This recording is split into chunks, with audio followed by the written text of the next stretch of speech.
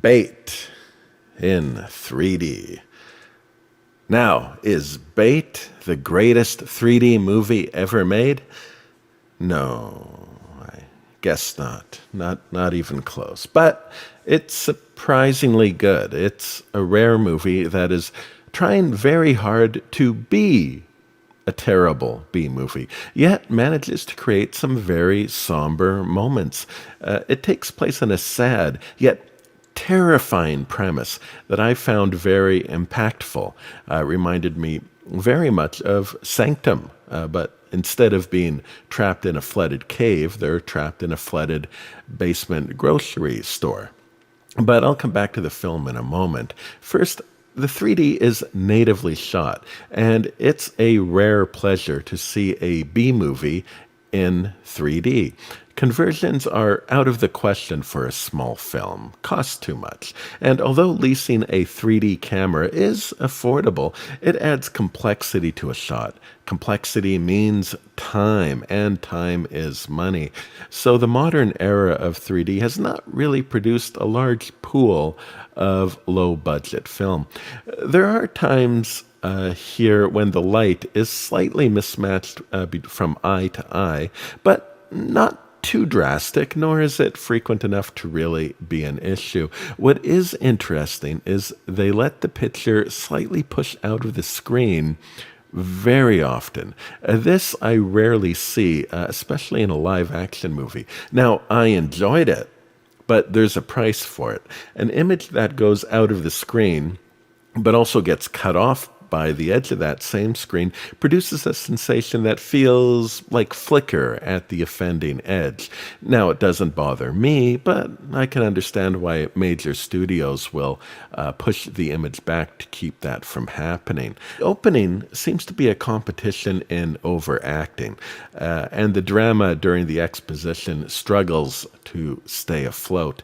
However, everything changes when a tsunami hits the town.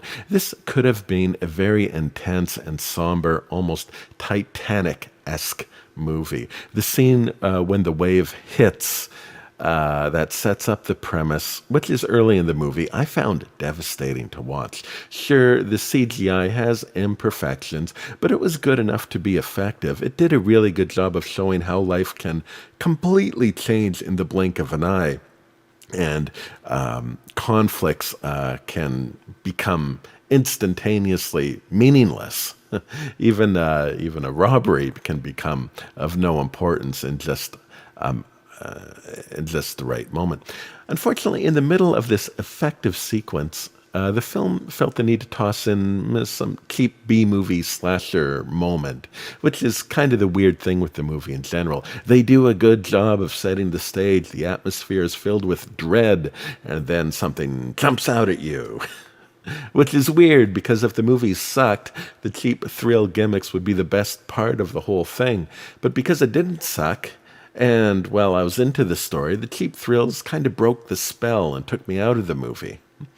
Now, there's something about water that is often a lot of fun in 3D, and here you'll get many great shots of being just above the surface of the floodwaters, and because it's a disaster, there's lots of junk to see, and the pool of water acts kind of like visual glue to tie it all together into this singular experience. There was some really good practical effects in this movie, too. Now, I think they were there to be a gimmick, but I think they perhaps accidentally added to the somber feel of this movie. There are some surprisingly good underwater shots, too. Despite taking place in the dark, they do well in adding light to shots that are supposed to be in the dark. I felt like it was dark even though I could see everything, which in 3D is very important to have lots of light. Now, although this is not a perfect experience, neither in 3D or in drama, overall I'm still glad I took the bait.